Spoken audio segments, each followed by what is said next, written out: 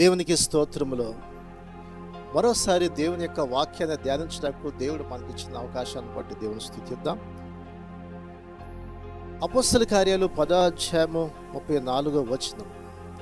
దేవుడు పక్షపాతి కాడని నిజముగా గ్రహించి ఉన్నాను.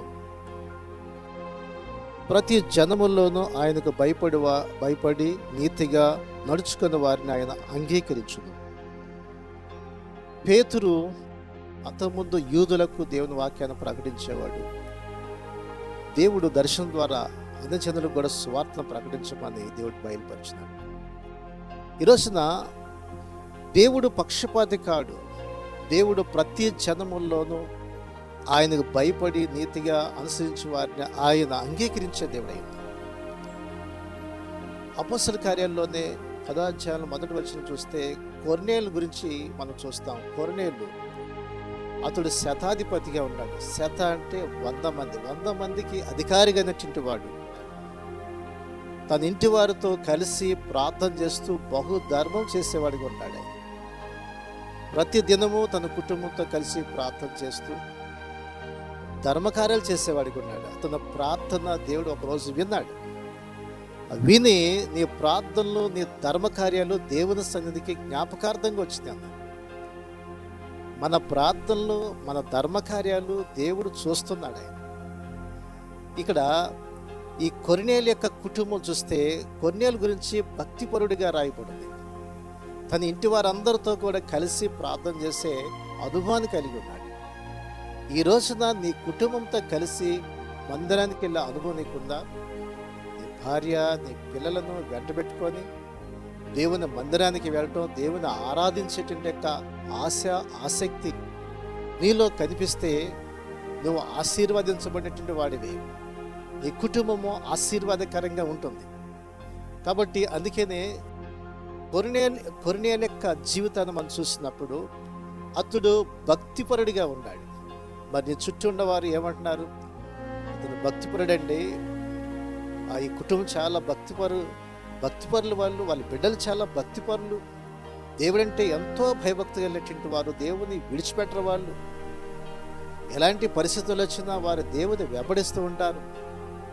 మరి కొర్నేలు ప్రార్థన దేవుడు విన్నాడు, ధర్మకార్యాలు కూడా అతడు చూశాడు. దేవుడు అతన్ని చూడండి, భక్తిపరులు ధర్మకార్యాలు కూడా చేస్తారు, మంచి కార్యాలు చేస్తారు, మంచి కార్యాల పట్ల ఆసక్తి కలిగి ఉంటారు. అనేకులకు మంచి చేయాలని వాళ్ళ ఆశ కనిపిస్తుంది. అందుకనే కొర్నేలుకి ఒక అన్యుడైనటువంటి వాడిని దేవుడు దర్శిస్తున్నాడు.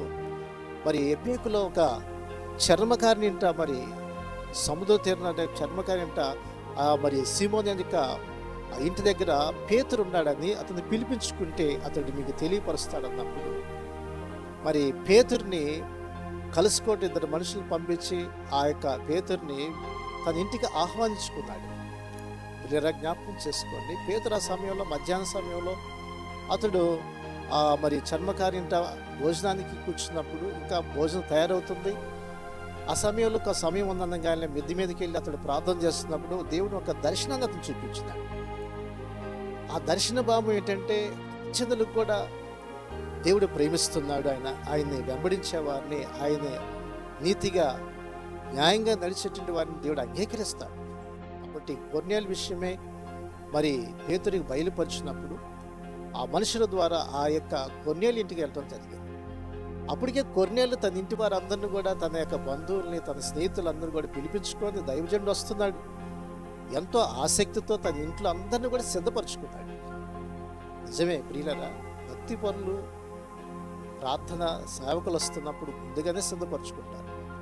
కాబట్టి నీ కుటుంబాన్ని ప్రార్థన వాతావరణంతో నింపబడినప్పుడు ఇతరులను కూడా ప్రభు దగ్గర నడిపించేవాడు ఉంటాం. అప్పుడు పేతురింటికి రాగానే ఆ ఇంటిలో సువార్త ప్రకటించినప్పుడు ఆ సువార్త ద్వారా ఆ కుటుంబం అంతా కూడా రక్షించబడింది.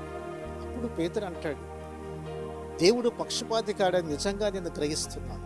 ఒకప్పుడు అన్యుల మధ్యకి వెళ్ళేవాడు కాదు, కానీ అన్యుల్లో కూడా దేవుడి కార్యం జరిగిస్తున్నప్పుడు అంటున్నాడు ఆయన, ప్రతి జనముల్లోనూ ఆయనకు భయపడి నీతిగా నడుచుకునే వారి యందు ఆయన అంగీకరించే దేవుడయ్య. ప్రతి జనముల్లో కూడా నీతిగా నడుచుకునే వారిని దేవుడు అంగీకరిస్తాడు. ఆయనకి పక్షపాతం లేదు, ప్రతి ఒక్కరిని ఆయన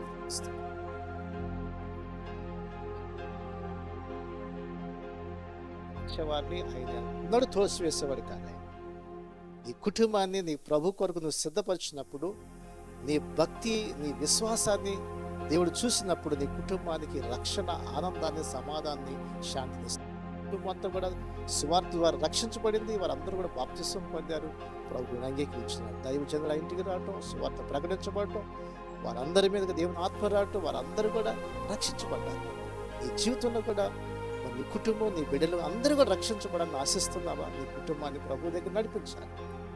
కుటుంబంతో కలిసి ప్రార్థించేవాడిగా ఉండాలి. దేవుని మందిరం నడిచేవాడిగా ఉంటే దేవుని కుటుంబాన్ని, నీ బిడ్డలను ఆశీర్వాదకరంగా చేస్తాడు. అట్టి కృప దేవుడు అనుగ్రహించినట్లుగా ప్రార్థించాలి. పరిశుద్ధుడ, ప్రేమ గల తండ్రి, ఈ వాక్యాన్ని విన్న ప్రతి సహోదరి గారు ప్రార్థిస్తున్నాం. అందరం దీవించిన ఆయన కుటుంబాలతో, బిడ్డలతో నీ సన్నిధిని నడిచేవారుగా, నీ యొక్క వాక్యం పట్ల శ్రద్ధ కలిగి ఆసక్తి కలిగినటువంటి వారుగా చేయండి. ఇతరులకు దీవెనకరంగా, ఆశీర్వాదకరంగా చేయమని యేసయ్య నామమున అడుగుచున్నాం తండ్రి, ఆమేన్.